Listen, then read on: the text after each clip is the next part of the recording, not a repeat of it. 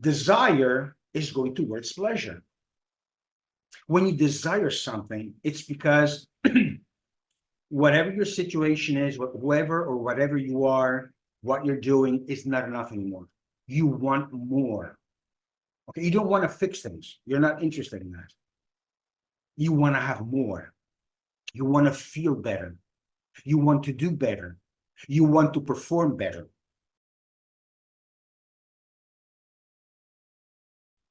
When I talk to a prospect, because he's considering or she's considering to do some coaching with me or to do some training with me, at the end, when that person is not too certain, it happens. Okay, it happens. And that person is still not too certain to go ahead.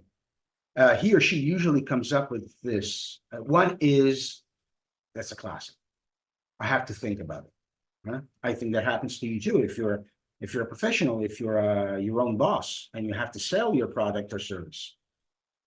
But the other objection, let's call it that way, is I don't feel ready yet. Now, as I said, the first one is a classic. It's something that everybody says in practically or all areas of people's lives.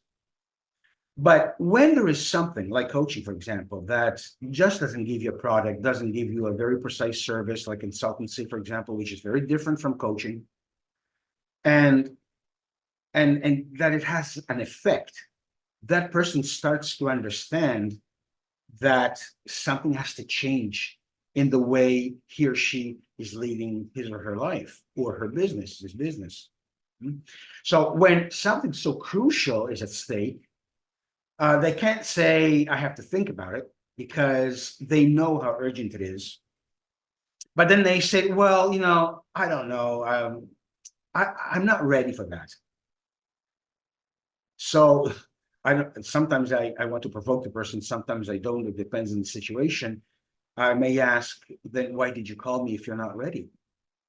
Of course, that person is ready. Why is it saying, or why he or she's saying that he or she is not ready? I'll just say he from now on instead of repeating he or she. Okay. Why? Why? How can he say that he's not ready? Now, let's say that you feel some pain, that you have been feeling some pain in your body for some time and it just doesn't go away no matter what drugs you take. So you go to your physician, and your physician, he visits you and then says, I think we have to do further examinations. Okay. If it's what I think, whatever it is, you also may need surgery. And the person says, I don't know. I don't think I'm ready. Do you think that's what he'll answer? Seriously? Of course he'll do the examinations. He'll do everything because his life is at stake, his physical life.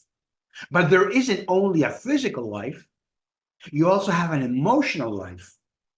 When you feel pain emotionally that you can't get over, for example, the loss of a dear one, or your incapability of communicating with people, your low self-esteem, something that really, really bothers you. Are you going to say, I don't know, I'm not ready? Or there's a mental dimension, like knowledge. You need more knowledge. You need better strategies, more clarity, more awareness. Even that is important because that's where all the rest comes from.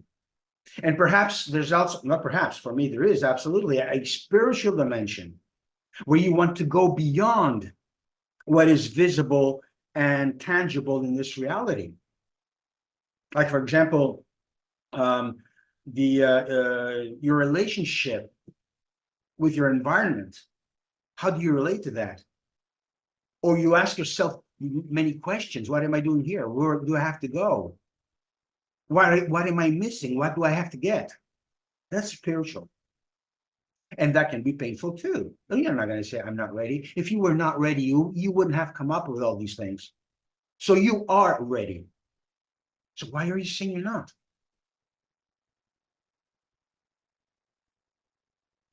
Because we don't choose only on fixing things in our lives. What really matters is desire. Because until you don't feel pain, I mean, real pain, which makes you say, okay, now it's enough. Now you have to do something.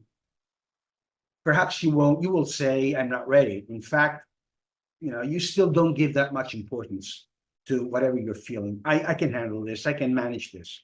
It's my life. Okay, it's not perfect. I have things that I have to fix. I know that, but I don't know. It doesn't really matter. It's not the time yet. Perhaps later. Perhaps when I'll have more money, when I'll have more time, when I'm more serene mentally, so that I can go ahead with something like coaching. You don't have to wait for all these things. I mean, if you have to buy a new car, you're going to buy a new car, right? No matter how much it costs. So it's not the cost that really matters, or it's not the time, because you're going to gain time after you have more clarity, not less time. So that's all excuses. These are justifications. But what I'm saying here is that when a person says that she's not ready or he's not ready, it's because there's a lot of confusion. He doesn't know what he's going into, and nobody does. Until, if you don't know what coaching is, you really don't know what you're going to be doing. Okay, you may fear that you're not going to have control in that situation, which is true. You're not going to have the control, but you didn't have control in the first place. Otherwise, you wouldn't be in that situation. So there are many things that we have to consider, and you have when there are two things. You may know these things already. There's need and there's desire.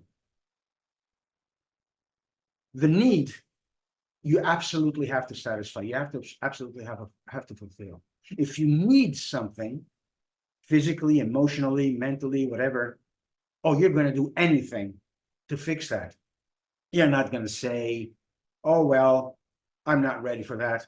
Oh, you are ready. Otherwise, it's going to get worse, for sure. So that's running away from pain, going away from pain. Desire is going towards pleasure. When you desire something, it's because whatever your situation is, whoever or whatever you are, what you're doing is not enough anymore. You want more. Okay, you don't want to fix things. You're not interested in that. You want to have more. You want to feel better. You want to do better. You want to perform better. Now that's going towards pleasure. That's how you feel the desire. And when you have that desire, there is no way you're going to say, I'm not ready for that. Especially if you've been having that desire for a while and that desire has grown.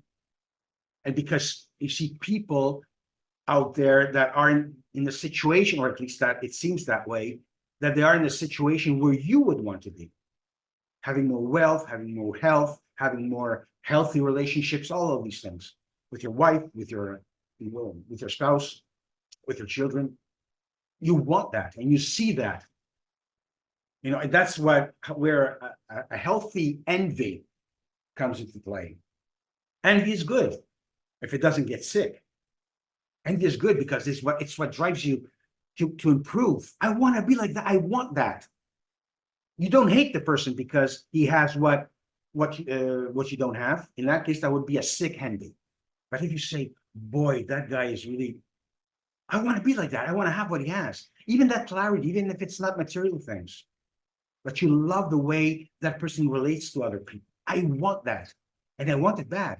Now, when it gets bad enough, when a desire gets bad enough, then it becomes painful. And it becomes a need. So this is the paradox. There are two types of needs. The physical needs that you have to have, otherwise you may die. So you cannot not fulfill these. You have to. And then on the other side, there's a need that comes from having a burning desire where you want to have that thing. Even if you won't die if you don't have it, but it's so strong in you, it has grown so strongly in you that you can't do without. And when you get to that point, you cannot say, I'm not ready for that. Oh boy, you've been ready for a long time. You've been preparing for this for a long time. Oh, you will. So that's when you get that burning desire, there is no way that you're going to say, well, I have to think about it. I have to, I'm not ready, and all that, and all those justifications. The only thing that I'm interested is that person, that coach, that doctor, that lawyer, whatever, is he or she the person that I need to work with in order to get there? Then that's okay. Then you can choose. Whereas people who are saying, well, I don't know, I'm not ready for this, they cannot choose. They will get themselves to a point where they have to choose, where life forces them to choose, or life will choose for them. You don't want to get to that point.